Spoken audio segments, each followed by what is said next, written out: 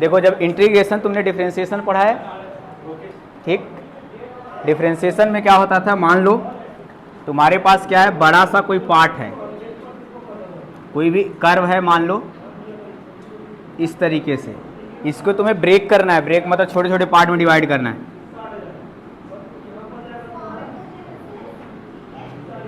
For example के लिए मान लो यहाँ से लेके यहाँ तक तुम्हारा लोअर लिमिट हुआ और ये तुम्हारा क्या हो गया, अपर। यहाँ मान लो वैल्यू तुम्हारे पास 1 है और यहाँ पास कितनी आ गई, 10, और ये तुम्हारा एक्स एक्सिस और ये वाई एक्सिस। अगर इसको तुम्हें ब्रेक करना है, ब्रेक मतलब तोड़ना है, छोटे छोटे पार्ट में डिवाइड करना है, मीन्स इसमें तुम क्या कर रहे हो, डिफरेंशिएशन कर रहे हो। मतलब किसी भी फंक्शन, मान लो तुम्हारे पास कोई एफ एक्स एक फंक्शन है, इसको दो पार्ट में ब्रेक करना है, मान लो f x g x and h x, दो पार्ट में ब्रेक करना है, तो इसका मतलब क्या हुआ, ये डिफरेंशिएट। अगर फिर से इकट्ठा करके तुम इसको अगर दोनों को ऐड कर देते हो, जोड़ देते हो, ये तुम्हारा क्या बन जाएगा, एफ एक्स। तो ये तुम्हारा क्या कहलाएगा, इंटीग्रेशन। मतलब इंटीग्रेशन का जनरल काम क्या हुआ, सम करना, ऐड करना, ठीक। बड़ा सा पार्ट है, छोटे छोटे छोटे छोटे पार्ट में डिवाइड करो। जैसे तुम्हें पता होगा बेसिक में कि जब तुम एरिया ऑफ रेक्टेंगल पढ़ते हो, एरिया ऑफ रेक्टेंगल वो क्या होता है, लेंथ इनटू ब्रेथ। मतलब इसका एरिया तुम डायरेक्ट निकालोगे कि तुम्हें फार्मूला पता है। अगर मैं तुमको बोलूं कि एक तुम्हारे पास कर्व है, और एग्जांपल के लिए ये कर्व है एक, ठीक, और यहाँ से लेके यहाँ तक के बीच का एरिया निकालना है, ये वाले पार्ट का एरिया निकालना है। अब तो ना तो तुम्हारा ये रेक्टेंगल है, ना तो तुम्हारा ये ट्रायंगल है, किसी भी शेप का नहीं है। अगर तुम्हें इसका एरिया निकालना है तो तुम फार्मूले से नहीं निकाल सकते। तो इसमें जनरली करते क्या है, हम इसको छोटे छोटे एक स्ट्रिप बनाते हैं, इसमें स्ट्रिप, ऐसे छोटे छोटे स्ट्रिप बनाते हैं और इनकी लेंथ सेम रखते हैं, उसको हम जनरली मान लो dx बोल रहे हैं। एक स्ट्रिप की लेंथ क्या रखेंगे, सेम, उसको हम क्या बोल रहे हैं, dx। जब इंटीग्रेशन करोगे तो इसका काम क्या होगा, सम। मैंने क्या बताया, सम। तो सम का जो s देख रहे हो, जो s है उसको ऐसे खींच दो, तो क्या बन जाता है, तुम्हारा इंटीग्रेशन का साइन बन जाता है। जनरली s को ऐसे क्या कर दो, खींच दो, तो इंटीग्रेशन का तुम्हारा क्या बन गया, ये साइन। और ये वाला पार्ट तुम्हारा लोअर होता है, ये वाला तुम्हारा पार्ट क्या होता है, अपर। देखो ध्यान से, जब इन सब को तुम क्या बना रहे हो, रेक्टेंगल बना रहे हो, किस शेप में बना रहे हो, रेक्टेंगल। अब ये रेक्टेंगल नहीं हुआ, एक को तुम ध्यान से देखना, ब्लैक वाला मार्कर, एक रेक्टेंगल को तुम ध्यान से देखो, इस वाले को देखो, मान लो तो ये रेक्टेंगल बन गया, इसको तुम ज्वाइन किए तो ये रेक्टेंगल बन गया, ये वाला पार्ट और ये वाला पार्ट। लेकिन तुम देख रहे हो ये वाला तुम्हारा एरिया क्या हो रहा है, लॉस हो रहा है।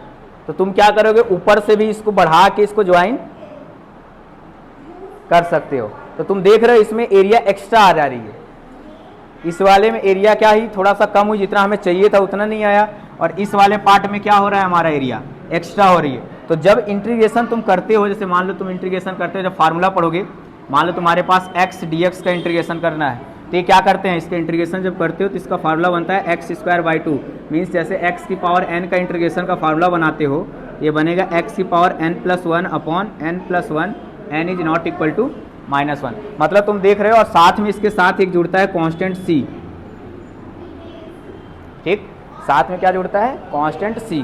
इस कांस्टेंट का जो काम है ना, वो यही चीज़ मैनेज करता है, ये कांस्टेंट c मैनेज करता है। मान लो तुम्हें एक्चुअल एरिया कुछ चाहिए थी, मान लो एक्चुअल एरिया किसी चीज़ का तुम्हें निकालना है, मान लो दे दिया तुम्हें 10 स्क्वायर मीटर तुम्हें चाहिए था, तुम्हारा आ गया कितना, 11 स्क्वायर मीटर। तो तुम उस कांस्टेंट के द्वारा इसको क्या कर सकते हो, रिमूव कर सकते हो, 11 को 10 बना सकते हो, ठीक। तो जनरली इसमें हम क्या करने वाले हैं, छोटे छोटे रेक्टेंगल में जब डिवाइड करूंगा ये वाले पार्ट को, फिर अगले वाले पार्ट को, फिर अगले वाले पार्ट को, ऐसे ऐसे करके हम इसका एरिया फाइंड आउट कर लेंगे रेक्टेंगल का।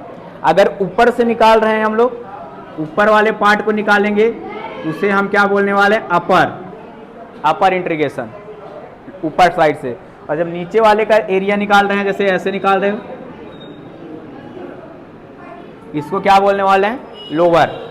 जब नीचे साइड से इंटीग्रेशन की वैल्यू मतलब एरिया और ऊपर साइड की एरिया दोनों आपस में इक्वल हो जाती हैं, तभी तो वही इंटीग्रेशन की वैल्यू आती है। वही वाला तुम्हारा किसका वैल्यू आएगा, इंटीग्रेशन का वैल्यू आता है। लेकिन एक चीज़ अगर ध्यान से देखो, जो हमने इसको हम जनरली क्या बोल रहे हैं, पार्टीशन बोल रहे हैं। क्या बोल रहे हैं, पार्टीशन। मतलब अगर ध्यान से देखो इसको, अगर मैं इसको और छोटा बनाऊं, ऐसे जैसे इतना बड़ा है, इसको और छोटा बनाऊं, और छोटा छोटा अगर बनाओ इसको, तो इसमें क्या होगा, ठीक है, इसमें क्या होगा, तुम्हारे एरिया का लॉस क्या होगा, कम होगा। मतलब स्ट्रिप तुम जितनी छोटी बनाओगे, ये वाली जो स्ट्रिप है जितनी छोटी बनाओगे उतना ही एरिया का लॉस कम होगा, ध्यान रखना। इसीलिए हम लोग जब डिफरेंशिएशन और इंटीग्रेशन जब करते हैं तो यहाँ dx लगाते हैं, और dx से कुछ और नहीं है, ये जिस एक्सेस में वेरी कर रहा है उसका क्या है, स्ट्रिप है अबाउट एक्स एक्सेस। जो भी वेरिएबल रहेगा, जैसे मान लो तुम्हें y के रिस्पेक्ट में इंटीग्रेशन करना है, मान लो y हो गया, तो यहाँ क्या लगाना पड़ेगा, dy, क्योंकि स्ट्रिप तुम्हें अबाउट y एक्सेस बनाना है। जैसे मान लो ये x एक्सेस के बाद स्ट्रिप बन गई और तुम्हें एरिया निकालना है, इस स्ट्रिप को फंसा दो और ऐसे ऐसे ऐसे करते जाओ तो पूरा ये कवर कर जाएगा, ये तुम्हारा क्या निकाल देगा, एरिया। ठीक, बेसिक इंटीग्रेशन का डेफिनेशन यही है, मीन्स ये क्या निकालता है, हमारा सम करता है वाली चीज़, किसी भी चीज़ का सम कर सकता है। जैसे मान लो फॉर एग्जाम्पल के लिए एक्स स्क्वायर का कर्व तुम जानते हो, ये एक्स स्क्वायर का ग्राफ होता है, Y equal to X square, ये 0 होता है और यहाँ क्या होता है 1, 0 और 1। ऐसे तुम लोग आगे जाके पढ़ोगे डिफिनाइट इंटीग्रल में, तो लोअर लिमिट 0 हो गई और अपर लिमिट कितनी हो गई 1। इन दोनों के बीच में इस कर्व का एरिया निकालना है। यहाँ क्या आ जाएगा एक्स स्क्वायर और ये dx। 0 और 1 के बीच में फाइंड आउट करने जाओगे तो एक्स स्क्वायर का क्या हो जाएगा इंटीग्रेशन, x³ प्लस एक कांस्टेंट जुड़ जाएगा, फिर इसके साथ तुम इसकी वैल्यू रख दोगे और इसकी वैल्यू निकल जाएगी। ठीक, तो इसमें जो तुम डिफ्रेंशिएट, अगर दूसरे तरीके से देखा जाए तो ये क्या है, डिफ्रेंशिएशन का क्या है, उल्टा है, इनवर्स है इंटीग्रेशन। ठीक, डिफ्रेंशिएशन का इनवर्स। जैसे कैसे, जैसे फार्मूला लिखता हूँ मैं, अगर तुम लोगों को याद होगा d/dx, कांस्टेंट का जो डिफ्रेंशिएशन होता है क्या होता है 0, बट जब इंटीग्रेशन करोगे किसी भी कांस्टेंट का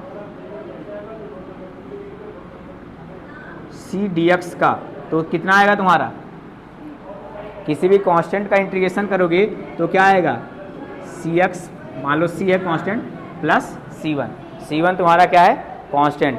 मतलब सिंपल सा बोला जाए, दूसरा डेफिनेशन इसका डिफरेंशिएशन ऑफ d/dx x⁴n का क्या होता था, इसका क्या होने वाला है x⁴n dx क्या होगा, x⁴n + 1 upon n + 1 plus c, n is not equal to -1। ऐसे ही थर्ड फार्मूला, जैसे तुमने पढ़ा होगा d/dx sin x क्या होता है cos x, इसमें जस्ट अपोजिट होगा, cos x का dx का जो इंटीग्रेशन होगा ना वो क्या होने वाला है माइनस sin x, ठीक, प्लस c। तो जस्ट अपोजिट हैं इसके फार्मूले, इंटीग्रेशन का जस्ट अपोजिट तुम्हारा, डिफरेंशिएशन का जस्ट अपोजिट तुम्हारा क्या बनेगा इंटीग्रेशन। तो इसमें जैसे हम लोग डिफरेंशिएशन में पढ़े थे, क्या क्या पढ़े थे, 2-3 चीज़ें अच्छे से नोट कर लेना। पहला चीज़ तो डिफरेंशिएशन में हम लोग जो फर्स्ट एक फार्मूला पढ़े थे, differentiation of first function second function. ठीक, उसमें क्या होता था, first function differentiation of second plus second function differentiation of first. But जब इंटीग्रेशन में ये फार्मूला लगाने जाओगे ना, इसमें तो मनमानी से तुम फर्स्ट और सेकेंड ले लेते थे, किसी को भी फर्स्ट मान लेते थे और किसी को भी सेकेंड, लेकिन इंटीग्रेशन में जाओगे तो ये फर्स्ट और सेकेंड अपने मन से नहीं मान सकते। पहला चीज़ तो दिमाग में बैठा लेना डिफरेंशिएशन में, इंटीग्रेशन में, कि फर्स्ट सेकेंड अपनी इच्छा अनुसार नहीं ले सकते। दूसरा चीज़, मतलब इसको रेंडमली फर्स्ट सेकेंड हम नहीं एज्यूम कर सकते। पहला चीज़ ध्यान रखना कि किसी को तुम जब फर्स्ट मान लो और किसी को सेकेंड। फॉर एग्जाम्पल के लिए मान लो मैंने लिया इंटीग्रेशन करना रह गया तुम्हें e⁴x × sin x dx, for example के लिए, इसमें रेंडमली किसी को भी फर्स्ट सेकेंड नहीं मान सकते। ठीक, या फिर e⁴x × log x है या sin x × log x है, दो फंक्शन है ना ये सब, इसका इंटीग्रेशन करना है, तो रेंडमली किसी को तुम फर्स्ट सेकेंड इसमें नहीं मान सकते। पहला चीज़ तो ध्यान रखना। हाँ, रेंडमली लोगे तो फिर किसी किसी का डिफरेंशिएशन होता ही नहीं, जैसे log x का log x का इंटीग्रेशन होता ही नहीं, इसको सॉल्व करोगे तो दूसरे मेथड से सॉल्व करना पड़ेगा, डायरेक्ट फार्मूला तुम्हारे पास नहीं है तो फंस जाओगे इसको सॉल्व करते टाइम। ठीक, जैसे log x का इंटीग्रेशन डायरेक्ट फार्मूला नहीं होता, 1/x का इंटीग्रेशन होता है हमारा log x। ठीक, तो पहले चीज़ ये ध्यान रखना, पहली मेजर बात यही है, इसमें फर्स्ट सेकेंड रेंडमली नहीं मान सकते। दूसरा चीज़, जैसे डिफरेंशिएशन में हम लोग पढ़े थे u/v का न्यूमरेटर डिनोमिनेटर का फार्मूला, ऐसा इंटीग्रेशन में कोई फार्मूला नहीं है ऐसा वाला कि u/v का बन जाए, ऊपर नीचे का कोई फार्मूला नहीं है। ये 2-3 चीज़ें ध्यान रखोगे तुम्हारा बाकी ये चीज़ समझ आ जाएगी। ठीक, बाकी फार्मूले तुम लोग इसको लिखना, जो भी है फार्मूले देख लेना, मैं कुछ क्वेश्चंस इसके कर रहा हूँ। बहुत सारे फार्मूले हैं जो डिफरेंशिएशन का जस्ट अपोजिट है, अगर डिफरेंशिएशन नहीं आता तो इसमें फंस जाओगे पक्की बात। और तीसरी बात ये, जैसे डिफरेंशिएशन में टी मानते थे, ठीक, डिफरेंशिएशन में जैसे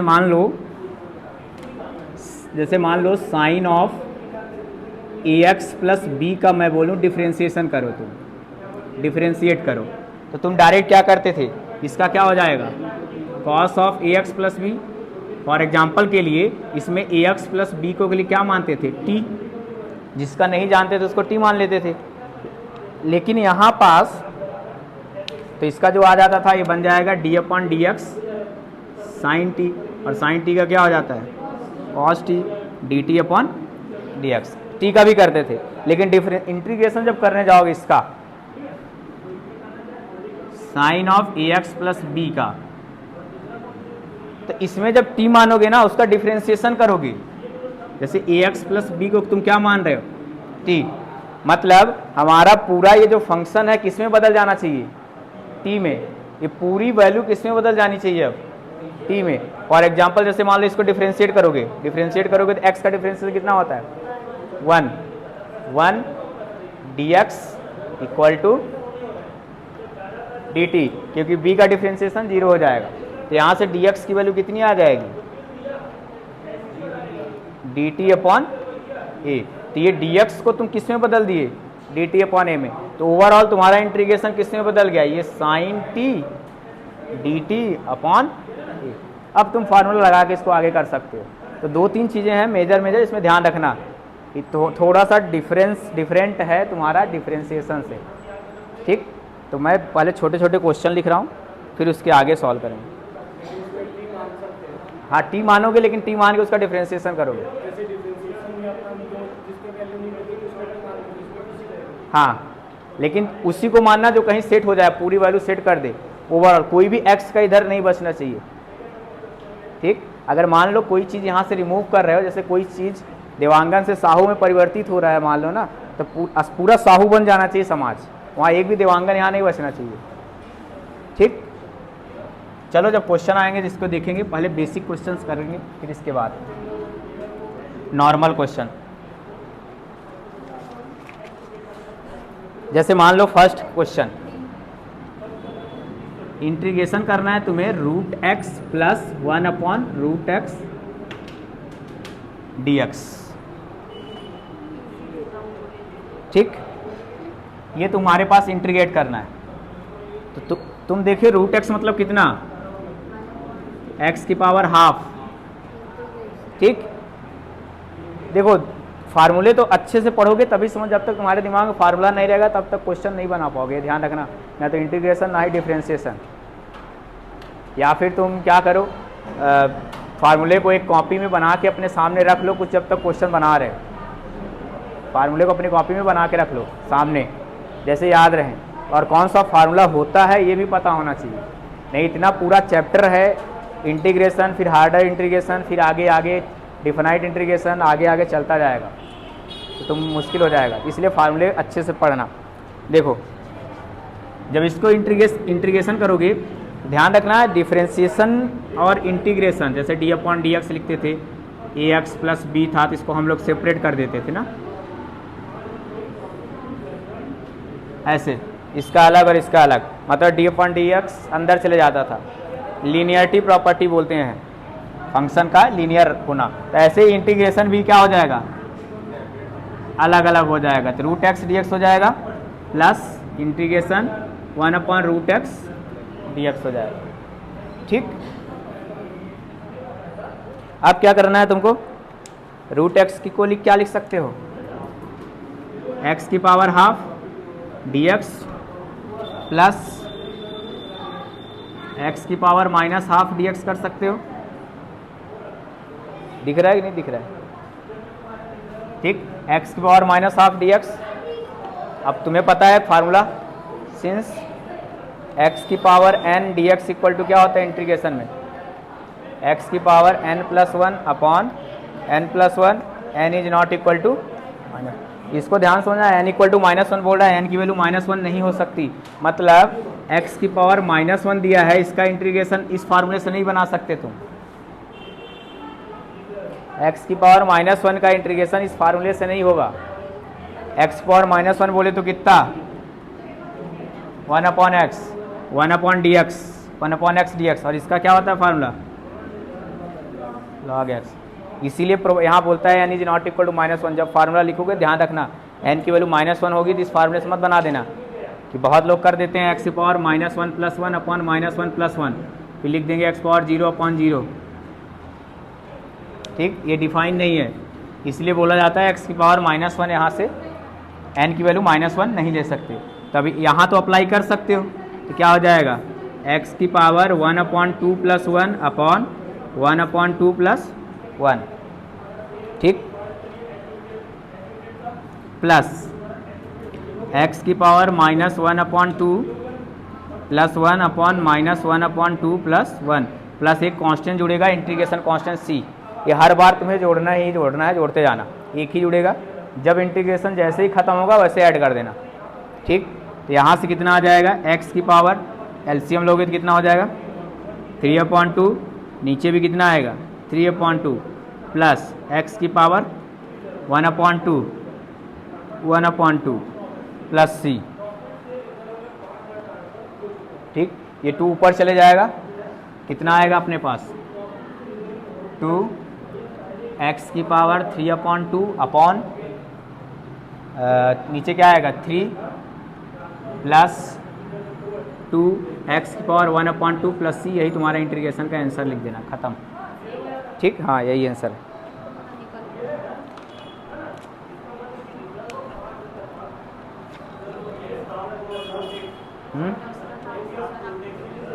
क्या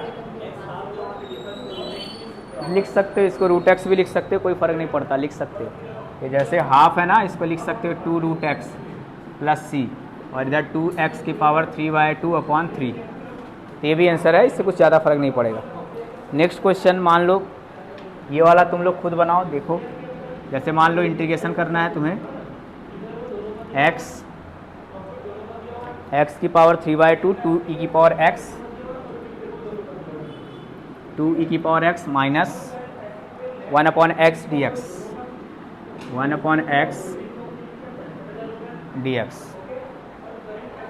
ठीक, तो यहाँ पास e की पावर x का इंटीग्रेशन e की पावर x ही होता है, 1/x का log x पावर 3/2 वाला फार्मूला लगा देना। इधर का हो गया है, उसको बनाओ जल्दी से। तो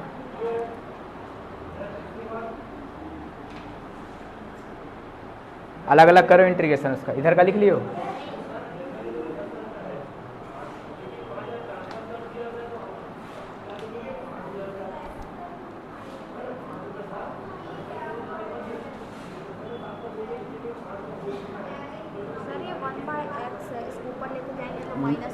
नहीं, x की पावर -1 का अभी तो बताया, x पावर -1 का इस फार्मूले से नहीं बनाएंगे। तो उसकी जगह क्या करेंगे, 1/x का इंटीग्रेशन जो होता है वो फार्मूले देखो ना, 1/x dx होता है log x।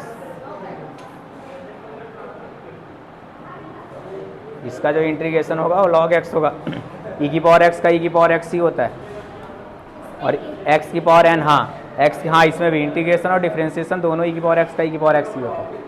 और x की पावर 3/2 का इस वाले फार्मूले से बना सकते हो, तो इसको लिखोगे तो कैसा आने वाला है,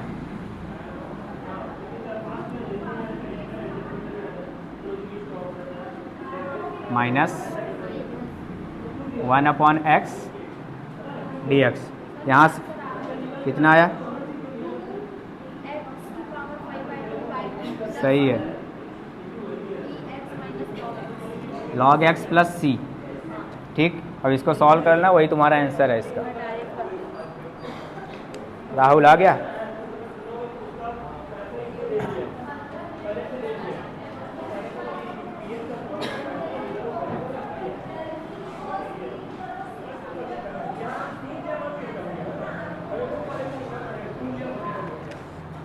एक क्वेश्चन है इंटीग्रेशन, थर्ड क्वेश्चन, e की power log of x dx, ये log ऑफ e बेस में है।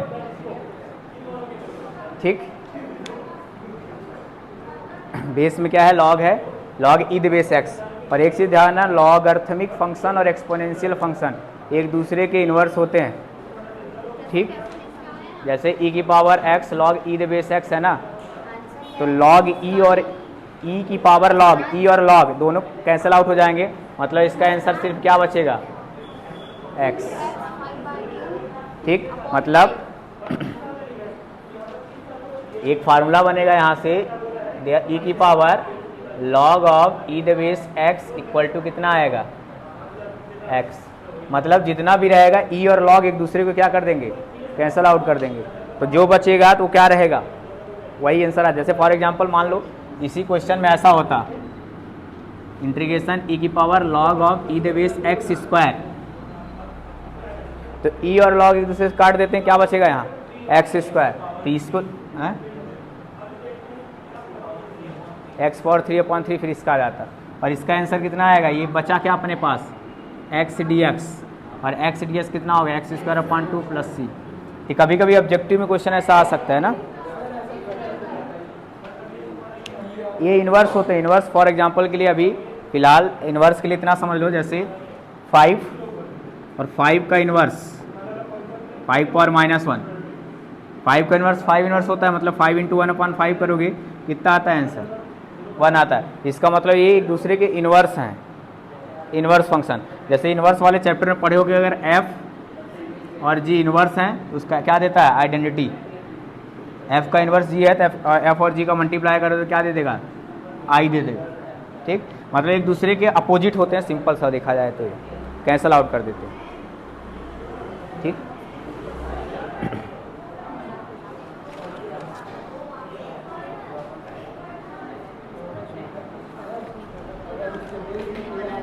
तो फिर तुम्हें बेस चेंज करना पड़ेगा। हाँ, बेस बदलना पड़ेगा। अगर बेस कुछ और बेस आ गया तो बेस तुम्हें चेंज करना पड़ेगा। उसका फार्मूला होता है बेस को चेंज करने का, फार्मूले होते हैं। जैसे एक और क्वेश्चन लिख रहा हूँ इसी टाइप का, इवेल्युएट। ये फार्मूला लिखा हूँ और बताया कुछ नहीं, यही फार्मूला होता है। जितना भी लॉग और एक दूसरे कट जाएगा बचेगा x, तो x dx आ गया। इसी पे बेस पे क्वेश्चन है, मान लो इंटीग्रेशन e की power log 5 log x minus e की power 4 log x upon e की power 3 log x minus e की पावर 2 log x dx। चलो इसको बताओ कैसे करोगे। लॉग का केवल एक फार्मूला यूज होगा, इसके बाद ऊपर एक फार्मूला लिखा हुआ है, इसके बाद तुम आंसर निकाल सकते हो इसका। ये भी एनसीईआरटी के क्वेश्चन है।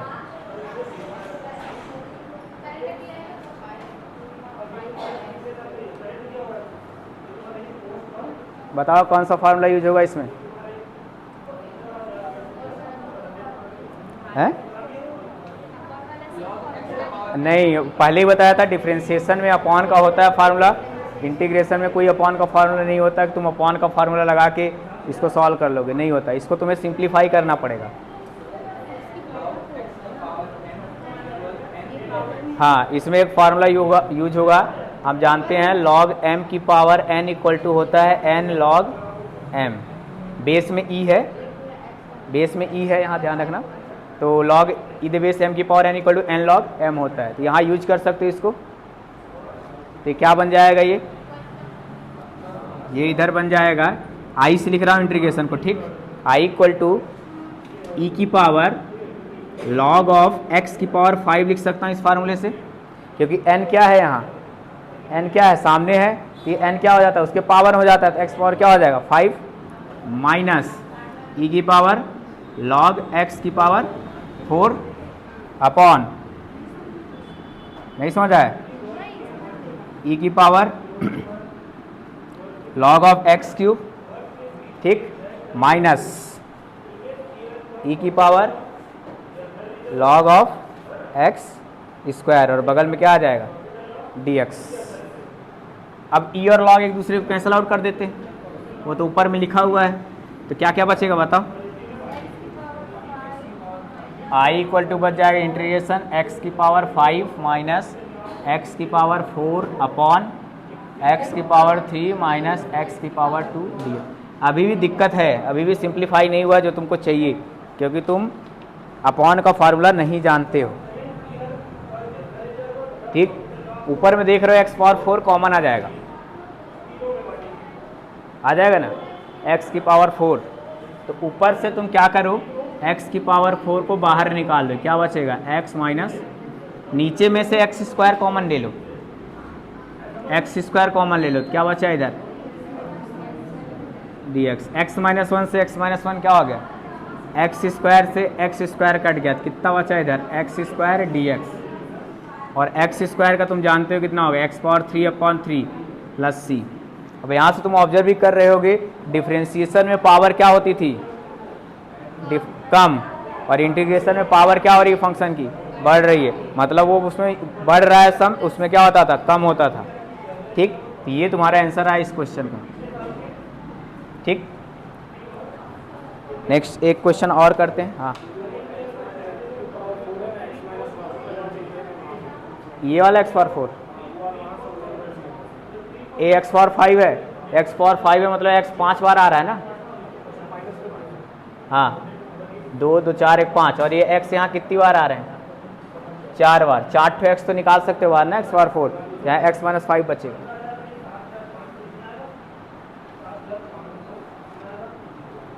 एक क्वेश्चन तुम लोगों के लिए बता रहा हूँ स्क्वायर का है, उसको जल्दी से बना के दिखाओ कैसे बनेगा। ये जैसे फर्स्ट क्वेश्चन किए थे ना उसी में स्क्वायर निकाल लो, आई इक्वल टू स्क्वायर लगा लो root x minus 1 upon root x का होल स्क्वायर डी एक्स। जल्दी से बनाओ इसको।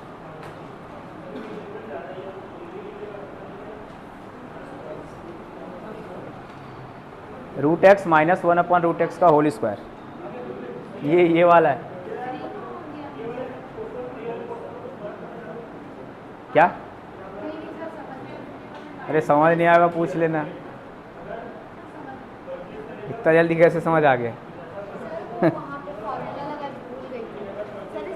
ये लिख लो फार्मूला जहाँ, हाँ लगा लेना, लगेगा फार्मूला लिख लेना, X power N D X equal to होता है एक्स की power N plus 1 upon N plus 1, N is not equal to -1 इस वाले के लिए यहाँ, ठीक।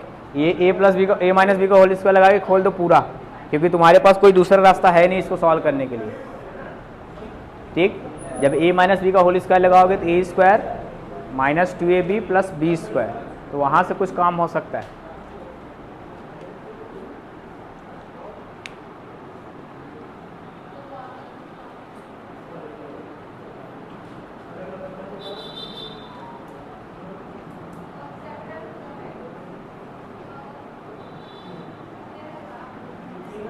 हाँ आंसर क्या आ रहा है, x square upon 2 plus log x plus minus 2x plus c, सही है। इसका जो आंसर है एक्स स्क्वायर अपॉन 2 और क्या बोले plus log x minus 2x plus c, जिसका जिसका आया होगा सबका सही है।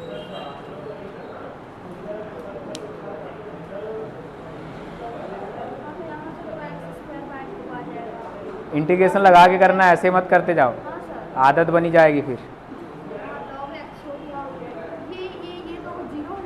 अरे डिफ्रेंशिएशन जीरो होता है, फिर से तुम डिफ्रेंशिएशन में जा रहे हो, किसी भी कांस्टेंट का इंटीग्रेशन जीरो नहीं होता। अच्छा ऐसा बोल रहे हो क्या, जैसे रूट एक्स इंटू 1/√x आएगा, बगल में 2 रहेगा ना, √x से √x कट जाएगा तो बचेगा क्या 2, तो 2 फिर dx रहेगा तो 2x आ जाएगा ना, तो यही वाला 2x तो यहाँ आ रहा है।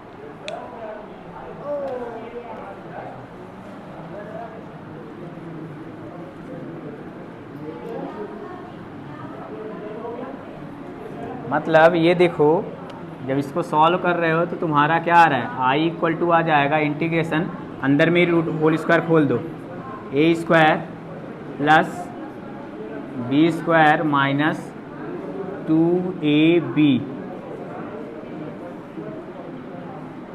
ये होता है तुम्हारा फार्मूला a माइनस बी का होल स्क्वायर। ठीक, यहाँ लिख देना सिंस a माइनस बी का होल स्क्वायर क्या होता है, a square plus B square minus 2ab।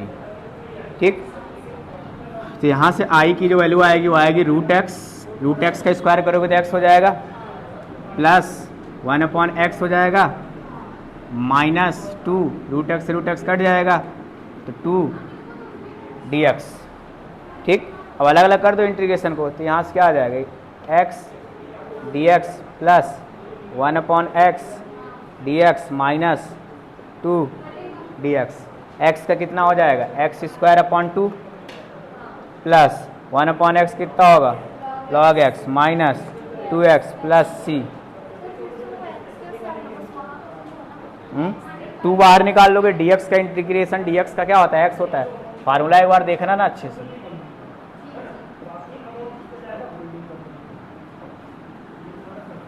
ठीक, बस अब नेक्स्ट कल देखेंगे जो बचेगा क्वेश्चन तुम्हारा।